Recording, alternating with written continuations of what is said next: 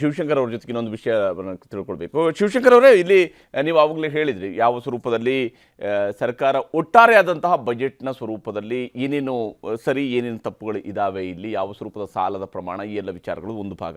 ಆದರೆ ಭಾಳ ಮುಖ್ಯವಾಗಿ ಈ ಗ್ಯಾರಂಟಿ ಸ್ಕೀಮ್ಗಳ ಜೊತೆಗೇನೆ ಉಳಿದ ಸಮುದಾಯಗಳನ್ನು ಬಹುತೇಕ ರಾಜ್ಯದ ಎಲ್ಲ ಜಿಲ್ಲೆಗಳ ಉಲ್ಲೇಖ ಈ ಬಜೆಟ್ನಲ್ಲಿ ಬಂದಿದೆ. ಬಹುತೇಕ ಎಲ್ಲ ಸಮುದಾಯಗಳ ಉಲ್ಲೇಖ ರೀತಿಯಲ್ಲೂ ಕೂಡ ಹೋಗುವಂತಹ ಕೆಲಸವನ್ನು ಮಾಡ್ತಾ ಹೋದರೆ ಎಷ್ಟರ ಮಟ್ಟಿಗೆ ಜನರನ್ನು ತಲುಪುವಂಥದ್ರಲ್ಲಿ ಸಾಧ್ಯ ಆಗಿದೆ ಅಂತೇಳಿ ತಮ್ಗೆ ಸಾಧ್ಯ ಆಗುತ್ತೆ? ಇರಿ ಮಹೇಶ್ ಅವರು, ಇಲ್ಲಿ ಏನಂದ್ರೆ ಮಹೇಶ್ ಅವರು ಇಲ್ಲಿ ಅವರು ನೋಡಿ, ಸಿದ್ದರಾಮಯ್ಯ ಅವರು ಅವ್ರಿಗೆ ಎಲ್ರಿಗೂ ಗೊತ್ತಿರುವ ಹಾಗೆ ಅವರ ಅನುಭವಿ ಬಜೆಟ್ ಅಂದ್ರೆ ಇದು ಹಣಕಾಸು ತಜ್ಞ 15ನೇ ಬಜೆಟ್ ಅವ್ರದ್ದು.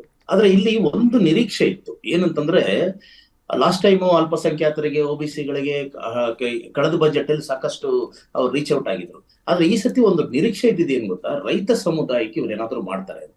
ಏನಂದ್ರೆ ಇದು ಹೇಳಿ ಕೇಳಿ ಭೀಕರ ಬರಗಾಲದ ಪರಿಸ್ಥಿತಿ, ಆಮೇಲೆ ಈ ಬರಗಾಲದ ಬವಣೆ, ಅದು ಬರಗಾಲದ ಎಫೆಕ್ಟ್ ಈ ಆರ್ಥಿಕ ವರ್ಷದಲ್ಲಿ ಏನೇನೂ ಆಗಿಲ್ಲ. ಯಾಕೆ ಅಂತಂದ್ರೆ ಹಿಂದಿನ ಆರ್ಥಿಕ ಓಪನಿಂಗ್ ಬ್ಯಾಲೆನ್ಸ್ ಅಂತ ಹೇಳ್ತಾರಲ್ಲ, ಅದು ನಮ್ಮನ್ನ ಸ್ವಲ್ಪ ಕಾಪಾಡ್ತು.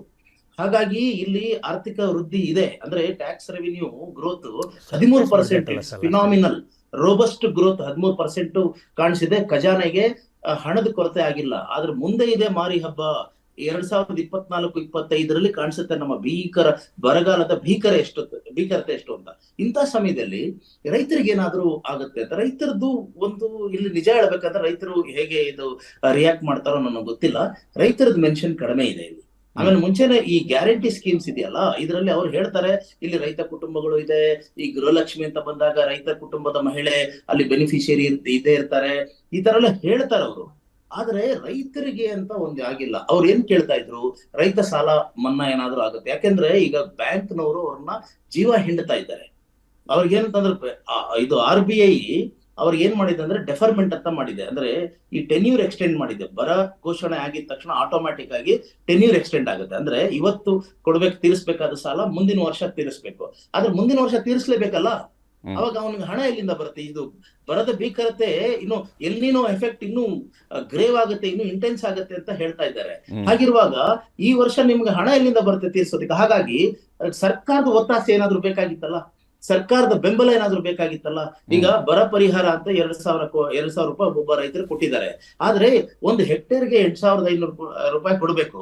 ಈಗ ಅದೇನಾದ್ರೂ ಇದು ಬಜೆಟ್ ನಲ್ಲಿ ಏನಾದ್ರು ಒಂಚೂರು ಇದ್ರ ಬಗ್ಗೆ ಹೇಳ್ತಾರೆ ಅನ್ನೋದಿತ್ತು. ಇದೊಂದು ನಿರಾಶೆ ಆಗಿದೆ. ಏನಂದ್ರೆ ಬಹಳ ಒಳ್ಳೆ ಮಾತನ್ನ ಹೇಳಿದ್ರು ಶಿವಶಂಕರ್ ಅವರು. ನೋಡಿ, ಇಡೀ ಈ ಒಂದು ಬಡ್ಜೆಟ್ ಒಳಗಡೆ ಅವರು ರಿಫ್ಲೆಕ್ಟ್ ಮಾಡೋದಂಥದ್ದು ಆ ಪಾಯಿಂಟ್ಸ್ ಏನಂದರೆ, ಅವರು ಒಂದು ನೆರೇಟಿವನ್ನು ಬಿಲ್ಡ್ ಮಾಡಬೇಕಾಗಿತ್ತು. ನಮಗೇನು ಬೇಜಾರಿಲ್ಲ, ಆದರೆ ಮೈನಾರಿಟೀಸ್ಗಳಿಗೆ, ಅದು ವಿಶೇಷವಾಗಿ ಮುಸಲ್ಮಾನರನ್ನು ಓಲೈಸ್ತಕ್ಕಂಥ ಎಷ್ಟು ಬ್ಲೇಟೆಂಟ್ ಪ್ರಯತ್ನಗಳನ್ನ ಮಾಡಿದ್ರು ಅಂತಂತಂದರೆ ಆಶ್ಚರ್ಯ ಆಗುತ್ತೆ ಅವ್ರು ಮಾಡಿದಂಥದ್ದು. ಉದಾಹರಣೆಗೆ ಹೇಳ್ತೀನಿ, ನರ್ಸಿಂಗ್ ಶಾಲೆ ಓದೋಂಥವ್ರಿಗೆ ಮುಸ್ಲಿಂ ಹೆಣ್ಮಕ್ಳುಗಳಿಗೆ ಫೀಸು ನಾವು ಕಟ್ತೀವಿ, ಬೇರೆಯವ್ರು ಕಟ್ಟೋಂಗಿಲ್ಲ ಅಂತೆ. ಯಾವ ಡಿಸ್ಕ್ರಿಮಿನೇಷನು? ಕಾನ್ಸ್ಟಿಟ್ಯೂಷನ್ ಹೇಗೆ ಅಲೋ ಮಾಡ್ತದೆ? ಸಂವಿಧಾನ ಹೆಂಗೆ ಅಲೋ ಮಾಡುತ್ತೆ? ಒಂದೇ ಶಾಲೆ ಒಳಗಡೆ ಓದ್ತಿರ್ತಾರೆ, ಮುಸ್ಲಿಂ ಮಕ್ಕಳುಗಳಿಗೆ ಫೀಸ್ ನಾವು ಕಟ್ತೀವಿ, ಮಿಕ್ಕಿದವ್ರಿಗೆ ನೀವು ಕಟ್ಕೊಳ್ಳಿ ಅಂತಂತಂದರೆ ಇದು ಯಾವ ಥರ ಆಡಳಿತ? ಇದು ಯಾವಂಥದ ಒಂದು ಅಪೀಸ್ಮೆಂಟ್ ಮಾಡ್ತಕ್ಕಂಥದ್ದು? ನಾನು ಯಾವತ್ತೂ ಕೂಡ ಧರ್ಮದ ಆಧಾರದ ಮೇಲೆ ಈ ಬಡ್ಜೆಟನ್ನು ನೋಡೋದಿಲ್ಲ. ಆದರೆ ಸಿದ್ದರಾಮಯ್ಯನಂಥ ಒಬ್ಬ ಜನ ಸಂವಿಧಾನದ ಓತನ್ನು ತೆಗೆದುಕೊಂಡಂಥವ್ರು, ಪ್ರಮಾಣ ವಚನ ತೆಗೆದುಕೊಂಡಂಥವ್ರು ಎಲ್ಲಿ ತನಕ ಈ ಥರದ ತುಷ್ಟೀಕರಣದ ಭಾಗವನ್ನು ಮಾಡ್ಕೊಳ್ಳೋಕೆ ಹೋಗ್ತಾ ಇರ್ತಕ್ಕಂಥದ್ದು? ಒಂದು ಕಡೆ ಅದಿಡೋಣ, ಒಂದು ವಿಷಯ ಹೇಳ್ತೀನಿ ಕೇಳಿ. ಶಿವಶಂಕರ್ ಅವರು ಇನ್ನೊಂದು ಮಾತನ್ನು ಹೇಳಿದ್ರು, ರೈತರಿಗೋಸ್ಕರ ಮಾಡ್ತಾಯಿದ್ದೀವಿ ಹೀಗೆ ಅಂತೇಳಿ. ಯಾವುದಾದ್ರು ಒಂದು ಅಂಶ ಮೇಕೆದಾಟಪ್ಪ, ಓಕೆ, ಇವರು ಹೋರಾಟ ಮಾಡ್ದಲ್ವಾ, ಪಾದಯಾತ್ರೆ ಮಾಡಿದ್ರಲ್ಲ, ಆ ಮೇಕೆದಾಟು ಬಗ್ಗೆ ಒಂದು ಒಂದು ಒಂದು ಏನಾರು ಒಂದು ಕಮಿಟ್ಮೆಂಟ್ ಯಾರು ಕ್ಲಿಯರೆನ್ಸ್ ಯಾರು ಕೊಡ್ತಾರೆ? ಕ್ಲಿಯರೆನ್ಸ್ ಬೇಡ, ನಿಮ್ಮ ಬದ್ಧತೆ ತೋರಿಸ್ರಿ. ಏನು ಮಾಡ್ತಾರೆ? ನಿಮ್ಮ ಬದ್ಧತೆ ಏನು? ನಿಮ್ಮ ಬದ್ಧತೆ ಇರಬೇಕಲ್ವಾ? ಒಂದು ಸರ್ಕಾರ ಅಂತಕ್ಕಂಥದ್ದು ಒಂದು ಬದ್ಧತೆ ಇರಬೇಕಲ್ವಾ? ಇದೆಲ್ಲವೂ ಪಕ್ಕಕ್ಕಿಡೋಣ, ಒಂದು ಪಕ್ಕಕ್ಕಿಡೋಣ. ಹೇಳ್ತೀನಿ ಕೇಳಿ, ಇಡೀ ನಾವು ಗತಿಶಕ್ತಿ ಅಂತ ಯೋಜನೆ ಮಾಡ್ಕೊಂಡು ಮಾಡಿದ್ದೀವಿ ನಾವು, ಕೆಪೆಕ್ಸ್ ವ್ಯಾಲ್ಯೂ ಪ್ರಕಾರ. ಇವತ್ತಿನ ಈ ಬಂಡವಾಳದ ಪ್ರಕಾರ ಕರ್ನಾಟಕ ಇನ್ನು 7 ವರ್ಷಕ್ಕೆ ಏನಾಗುತ್ತೆ? ಇವ್ರದ್ದು 5 ವರ್ಷ ಸರ್ಕಾರ ಇದೆ ಅಂತ ಅಂದ್ಕೊಳ್ಳೋಣ, 5 ವರ್ಷ ಇವ್ರದ್ದೇ ಸರ್ಕಾರಪ್ಪ. 5 ವರ್ಷ ಆದಮೇಲೆ 7ನೇ ವರ್ಷಕ್ಕೆ ಕೆಪೆ ಬರಬೇಕಲ್ಲ, ಅವತ್ತು ಕರ್ನಾಟಕದ್ದೇನು? ಇವತ್ತು ನಮ್ಮದು GDP ಗಾತ್ರ ಎಷ್ಟು ಜಾಸ್ತಿ ಆಗಿದೆ? 24 ಲಕ್ಷ ಕೋಟಿ ಇದೆ. ಎಷ್ಟು ಜಾಸ್ತಿ ಆಗಿದೆ? ಅವ್ರು ಹೇಳಿದ್ರು, ಭಾಳ ಚೆನ್ನಾಗಿ ಹೇಳಿದ್ರು, 1,000 ಕೋಟಿ ಜಾಸ್ತಿ ಮಾಡಿದರು ಅಂತೇಳಿ. ಎಷ್ಟು ನಮ್ಮದು GDP? 7.8 ಇದ್ದೀವಿ ನಾವು, ಇನ್ನೂ ಅಡ್ಡಾಡ್ತಾ ಇದ್ದೀವಿ ನಾವು. ಮಹಾರಾಷ್ಟ್ರ 13 ಮಾಡ್ಬೋದಾಗಿದ್ರೆ ನಾವ್ಯಾಕೆ ಮಾಡಲಿಕ್ಕಾಗಲ್ಲ? ಇದೇ ಇವರಿದ್ದಂಥ ಸಂದರ್ಭದಲ್ಲಿ 9% ಇತ್ತು. ಬಿಜೆಪಿದಾಗ ಯಾವ್ದು ನಾವು ಇದೆ 9.9. ಇನ್ಸ್ಪೈಟ್ ಆಫ್ ಆಲ್, ಏನು ಕೋವಿಡ್, ಬರಗಾಲ, ಪ್ರವಾಹ ಎಲ್ಲದರ ಮಧ್ಯದಲ್ಲೂ ಕೂಡ ಮಾಡಿ ಇಲ್ಲಿ ಬಹಳ ಬೇಸರ ಆಗ್ತಕ್ಕಂಥ ಅದಕ್ಕೆ ಸರ್ಕಾರದ ಶ್ರಮಗಳಿಗಿಂತ ಜನಗಳ ನಿಯತ್ತು. ಅವರು ಟ್ಯಾಕ್ಸ್ ಕಟ್ಟಿ, ಅವ್ರ ಮೂಗಿನ ಮೂಲಕ ಟ್ಯಾಕ್ಸ್ ಕಟ್ಟಿರೋದ್ರಿಂದ ಟ್ಯಾಕ್ಸ್ ಸಂಗ್ರಹ ಹೆಚ್ಚಾಗಿ ಇವತ್ತು GSDP 25,60,000 ಕೋಟಿಯಿಂದ 29 ಲಕ್ಷ ಕೋಟಿಗೆ ಬಂದಿರೋದ್ರಿಂದಾನೇ ಈ ಸಿದ್ದರಾಮಯ್ಯ ಅವರು ಇಷ್ಟೊಂದು ಭಾರಿ ಪ್ರಮಾಣದ ಸಾಲ ಮಾಡೋದಕ್ಕೆ ಸಾಧ್ಯ ಆಯ್ತು. ಅಂದ್ರೆ FRBM ನಾಮ್ ಪ್ರಕಾರ 25% ಲಯಬಿಲಿಟಿ ಇರ್ಬೋದು. ಅದಕ್ಕೋಸ್ಕರ ಇದು ಇಷ್ಟು ಏನಂತ. ಆದ್ರೆ ಬಿಜೆಪಿನೂ ಇದಕ್ಕೇನಂದ್ರೆ ಅದನ್ನು ಅವರು ಕ್ರೆಡಿಟ್ ತಗೊಳಕ್ಕಾಗಲ್ಲ. ಯಾಕೆ ಅಂದ್ರೆ ಈ ಸರ್ಕಾರಗಳ ಶ್ರಮ ಏನೂ ಇಲ್ಲ ಇಲ್ಲಿ ಏನಂತಂದ್ರೆ ಈ ಜನ ಎಷ್ಟಂತಂದ್ರೆ ಈ ಕರ್ನಾಟಕದ ಜನತೆಗಿರುವಂತ ಇದು ಏನಂತಂದ್ರೆ ಆರ್ಥಿಕ ಇದನ್ನು ವೃದ್ಧಿಯನ್ನ ಕಾಪಾಡ್ಕೊಂಡಿರೋದು. ತೆರಿಗೆಯ ಸಂಗ್ರಹದ ವೃದ್ಧಿ 13% ಆಗಿದೆ. ಅದು ಇಂಪಾರ್ಟೆಂಟ್.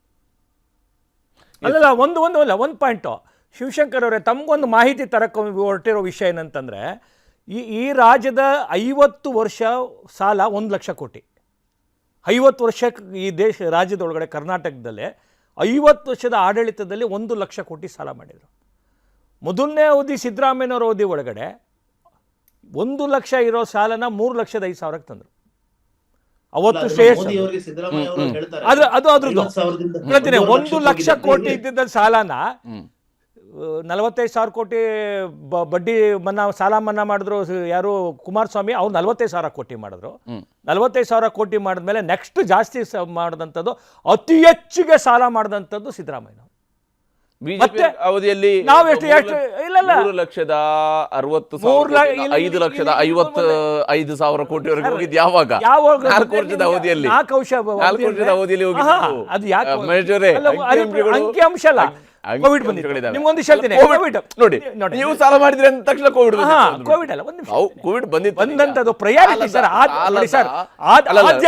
ಒಂದು ತಮ್ಮ ಮಾಹಿತಿ ಅಂದ್ರೆ ಆದ್ಯತೆ ತಮಗೆ ಮಾಹಿತಿ ಇರುತ್ತೆ, ಜನ ಕೂಡ ಒಂದು ಪ್ರೊಜೆಕ್ಷನ್ ಇರುತ್ತೆ ನಮ್ಮಲ್ಲಿ. ಸಾಲ ಮುಂದಿನ 5 ವರ್ಷಕ್ಕೆ ಎಷ್ಟಾಗತ್ತೆ ಅಂತ ಹೇಳುವಂಥದ್ದು.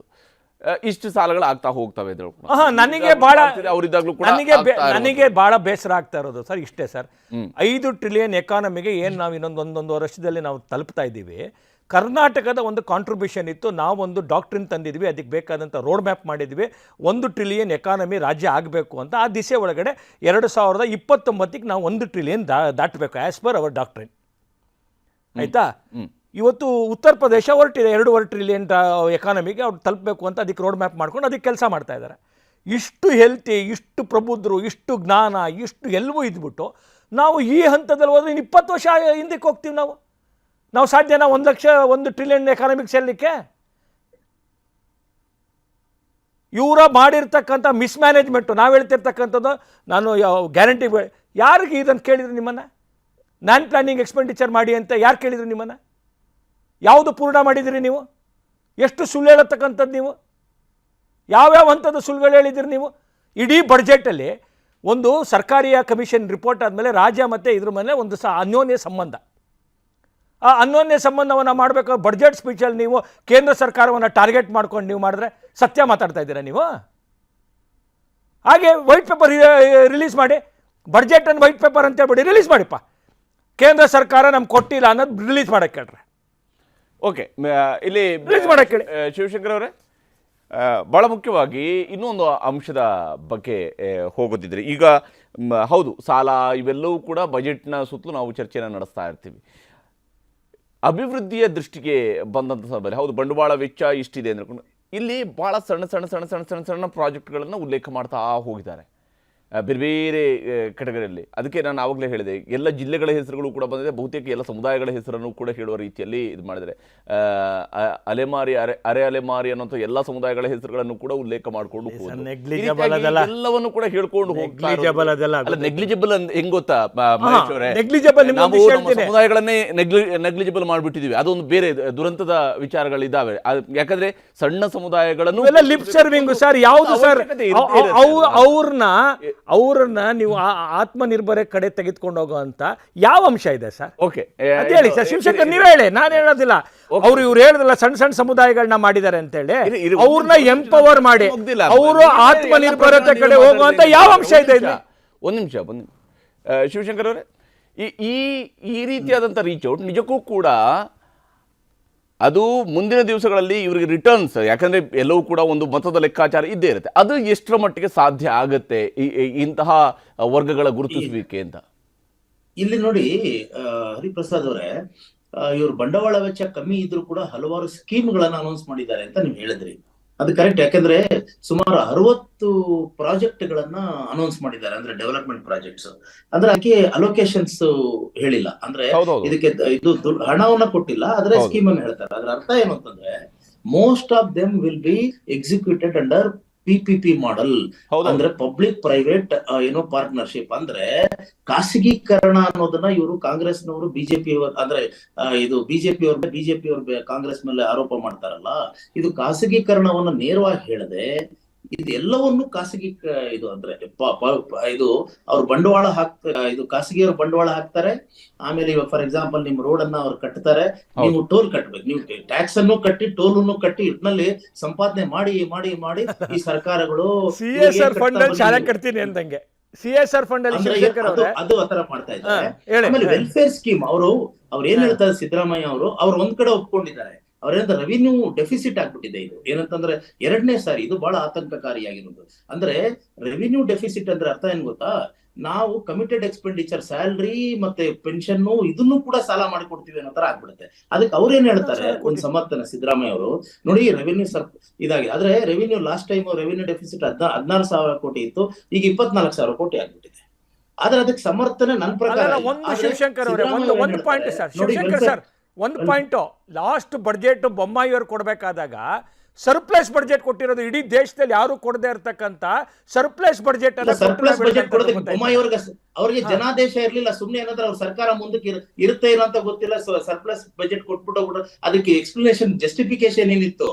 ಈಗ ಅವರು ಮುಂಚೆ ಏನಾದ್ರೆ ಇದು ಬೊಮ್ಮಾಯಿ ಅವರು ಅದ್ರ ಹಿಂದಿನ ವರ್ಷ ಏನಾದ್ರು ಒಳ್ಳೆ ಬಜೆಟ್ ಕೊಟ್ಟಿದ್ರೆ ಆ ಸರ್ಪ್ಲಸ್ ತೋರಿಸಿದ್ರೆ ಅದಕ್ಕೆ ಒಂದು ಅರ್ಥ ಆಯ್ತಾ ಇತ್ತು. ಈಗ ಅವ್ರು ನಾಳೆ ಈಗ ಅವರು ಇದು ಬಜೆಟ್ ಮಂಡಿಸಿದ್ದು ಇದೆ ಕರೆಕ್ಟ್ ಆಗಿ 1 ವರ್ಷದಿಂದ, ಅಂದ್ರೆ ಫೆಬ್ರವರಿ 17ನೇ ತಾರೀಕು. ಹಾಗಾದ್ರೆ ಮೇ ನಲ್ಲಿ ಅವ್ರ ಸರ್ಕಾರ ಇರ್ತಾ ಇತ್ತಾ? ಹಾಗಾದ್ರೆ ಫಸ್ಟ್ ಆಫ್ ಆಲ್ ಆ ಬೊಮ್ಮಾಯಿ ಅವರು ಮಂಡಿಸಿದಂತ ಬಜೆಟ್ ಅನೈತಿಕ. ಯಾಕೆ ಅಂತಂದ್ರೆ 2023-24 ಆರ್ಥಿಕ ವರ್ಷಕ್ಕೆ ಅವ್ರಿಗೆ ಜನಾದೇಶ ಇರ್ಲಿಲ್ಲ.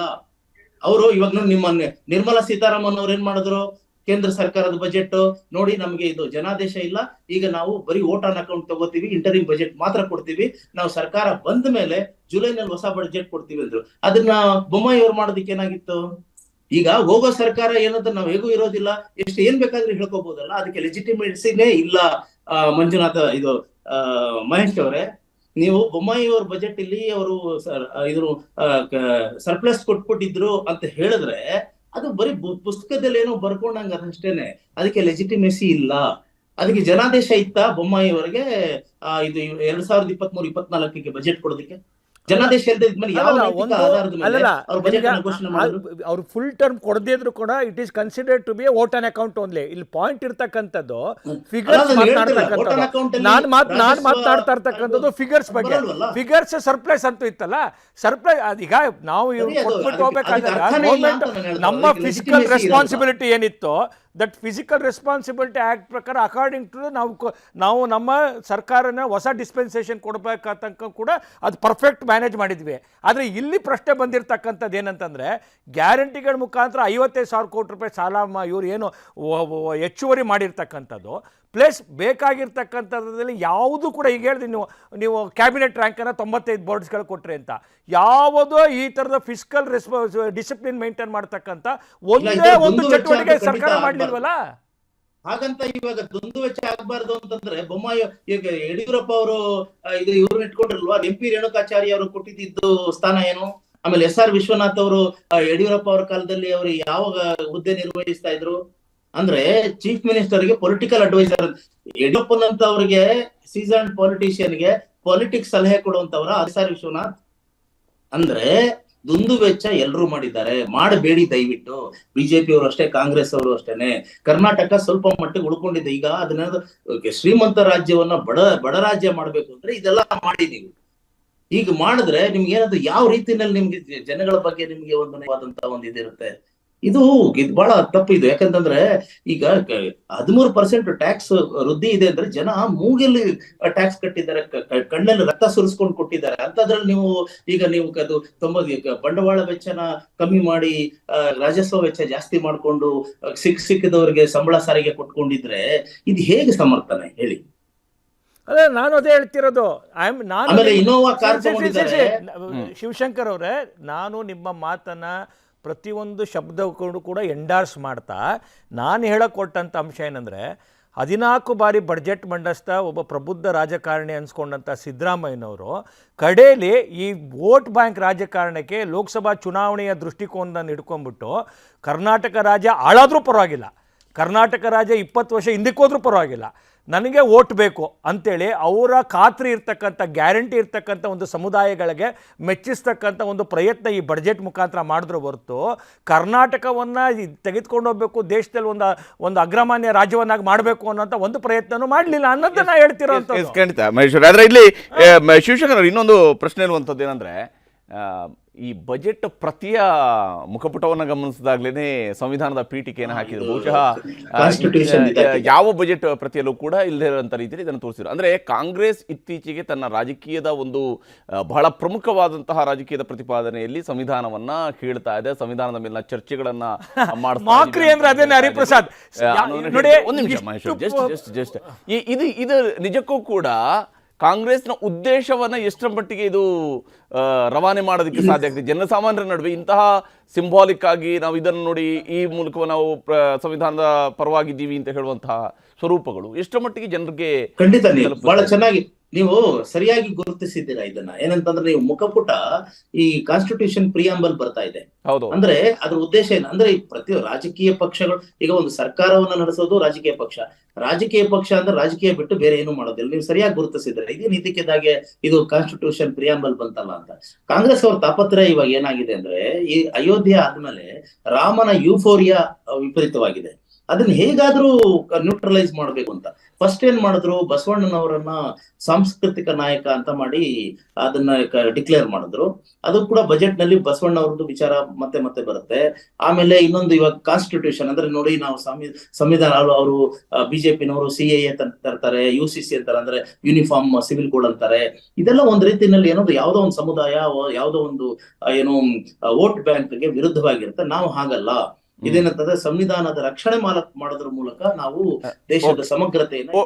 ಓಕೆ ಶಿವಶಂಕರ್ ಅವರು, ಜಸ್ಟ್ ನಮ್ಮ ಜೊತೆಗೆ ಸೂರಜ್ ಹೆಗ್ಡೆ ಅವರು ಜಾಯ್ನ್ ಆಗಿದ್ದಾರೆ. ಸೂರಜ್ ಹೆಗ್ಡೆ ಅವರೇ, ತಮ್ಮ ಪ್ರಕಾರ ಯಾವ ಸ್ವರೂಪದಲ್ಲಿ ಈ ಬಾರಿಯ ಬಜೆಟ್ ಒಂದು ಗ್ಯಾರಂಟಿಯ ಜೊತೆಗೇನೆ ಅಭಿವೃದ್ಧಿಯನ್ನ ಮಾಡೋದಕ್ಕೆ ಸಾಧ್ಯ ಆಗುತ್ತೆ ಅನ್ನೋ ವಿಶ್ವಾಸವನ್ನ ಹೇಳ್ತೀರಿ? ಈಗ ವಿಶೇಷವಾಗಿ ಹೇಳ್ತಾರೆ, ನೀವು ಸಾಲ 1,05,000 ಕೋಟಿ ರೂಪಾಯಿಯಷ್ಟು ಸಾಲ ಮಾಡಿ ಕೇವಲ 55,000 ಕೋಟಿ ರೂಪಾಯಿ ಮಾತ್ರ ನೀವು ಬಂಡವಾಳ ಹೂಡಿಕೆ ಮಾಡ್ತೀರಿ ಅಂದರೆ ನೀವು ಅಭಿವೃದ್ಧಿ ಪರವಾಗಿ ಇಲ್ಲ ಅನ್ನುವಂಥ ಬಹಳ ದೊಡ್ಡ ಆಪಾದನೆಯೂ ಕೂಡ ಮಾಡ್ತಾ ಇರುವಂಥದ್ದು.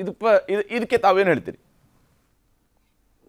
ಹಲೋ, ಎಸ್ ಸೂರಜ್ ಹೆಗ್ಡೆ ಅವರೇ, ಮಾತಾಡಿ.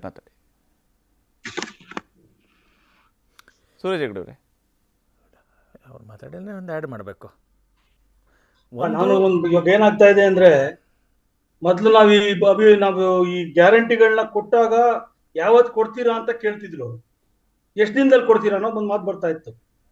ಈಗ 5 ಗ್ಯಾರಂಟಿಗಳು ಕೊಟ್ಟಾಗ ಪಾರ್ಟಿ ಕರ್ನಾಟಕ ರಾಜ್ಯ ದಿವಾಳಿ ಆಗ್ಬಿಡುತ್ತೆ, ಅಭಿವೃದ್ಧಿ ಕುಂಠಿತ ಆಗ್ಬಿಡುತ್ತೆ, ಏನು ನಡೆಯೋದಿಲ್ಲ ಅಂತ ಹೇಳ್ತಿದ್ರು.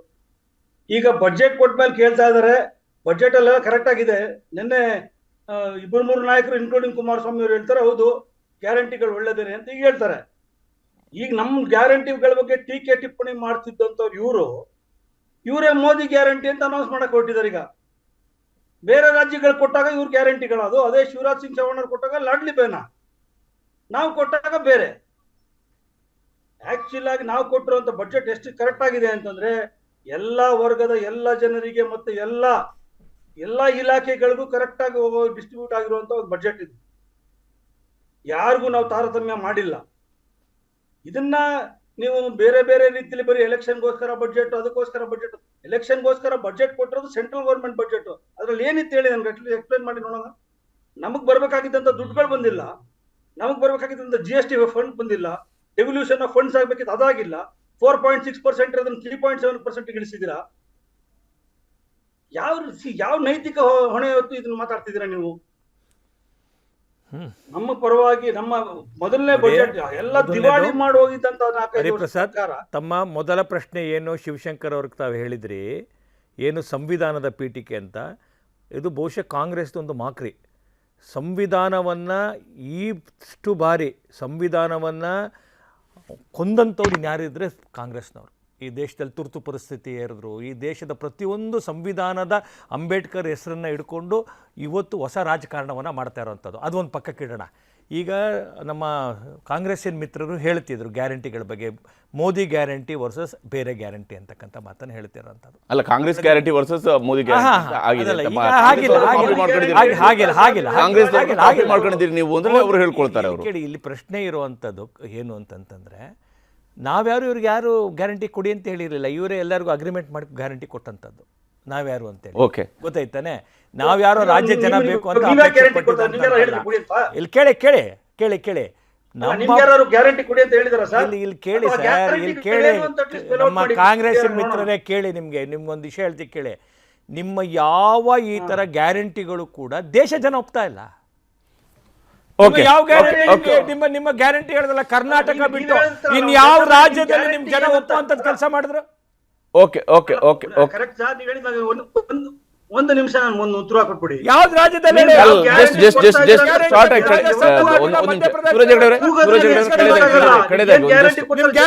ಜನ ಮನ್ನಣೆ ಕೊಡ್ಲಿಲ್ಲ ನಿಮ್ಗೆ? ಅಲ್ಲಿ ಜನ ಪ್ರಬುದ್ಧರು ಇದ್ರು, ಗೊತ್ತಾಯ್ತಾನೆ? ನಿಮ್ಮ ಗ್ಯಾರಂಟಿನ ಯಾಕೆ ಒಪ್ಲಿಲ್ಲ ಜನ ಹೇಳಿ? ನೀವ್ ಮಹೇಶ್ವರ್ ಒಂದ್ ನಿಮಿಷ ಇದು ಅಂತೇಳಿ ಸೂರಜ್ ನೀವ್ ಏನ್ ಗ್ಯಾರಂಟಿ ಕೊಡ್ತೀರಾ ಅನ್ನೋದು ಹೇಳ್ರಿ. ನಾವೇಳ ಈ ದೇಶವನ್ನ ಅತ್ಯಂತ ನಮ್ಮ ಮೋದಿ ಅವರ ಗ್ಯಾರಂಟಿ ಅಂತಂತಂದ್ರೆ okay okay okay okay okay okay okay ಅದರಲ್ಲಿ ಮೋದಿ ಆಯ್ತು ಮುನ್ಕಿನ್ ಅಂದ್ರೆ ಅದರಲ್ಲಿ ವಿಶ್ವಾಸ ಇರುತ್ತೆ, ನಂಬಿಕೆ ಇರುತ್ತೆ, 100ಕ್ಕೆ 100 ಇದನ್ನ ಚಾಲು ಆಗುತ್ತೆ. ಎಸ್, ಧನ್ಯವಾದ ತಮಗೆಲ್ಲರೂ ಕೂಡ ಕಾರ್ಯಕ್ರಮದಲ್ಲಿ ಜಾಯ್ನ್ ಆಗಿ ತಮ್ಮ ಅಭಿಪ್ರಾಯಗಳನ್ನ ಶೇರ್ ಮಾಡ್ಕೊಳ್ಳೋದಕ್ಕಾಗಿ. ಇದು ಇವತ್ತಿನ ಅಖಾಡ. ನಾಳೆ ಇನ್ನೊಂದು ಸಬ್ಜೆಕ್ಟ್ ಮೂಲಕವಾಗಿ ನಿಮ್ಮ ಎದುರುಗಳಿಗೆ ಹಾಜರಾಗ್ತೀನಿ. ನಮಸ್ಕಾರ. ಕನ್ನಡಿಗರ ಮೆಚ್ಚಿನ ನಿಮ್ಮ ನ್ಯೂಸ್ 18 ಕನ್ನಡ ಈಗ ವಾಟ್ಸ್ಆಪ್ನಲ್ಲಿಯೂ ಲಭ್ಯ. ಕರ್ನಾಟಕ ಮತ್ತು ದೇಶ ವಿದೇಶದ 360 ಡಿಗ್ರಿ ಸುದ್ದಿ ವಿವರವನ್ನ ನೀವು ನಿಮ್ಮ ಕೈ ಬೆರಳುಗಳಲ್ಲಿಯೇ ಪಡೆಯೋದಿಕ್ಕೆ ಈ QR ಕೋಡ್ ಅನ್ನ ಸ್ಕ್ಯಾನ್ ಮಾಡಿ. ನಮ್ಮ ಚಾನೆಲ್ ಅನ್ನ ಫಾಲೋ ಮಾಡಿ, ನೋಟಿಫಿಕೇಶನ್ ಆನ್ ಮಾಡಿ.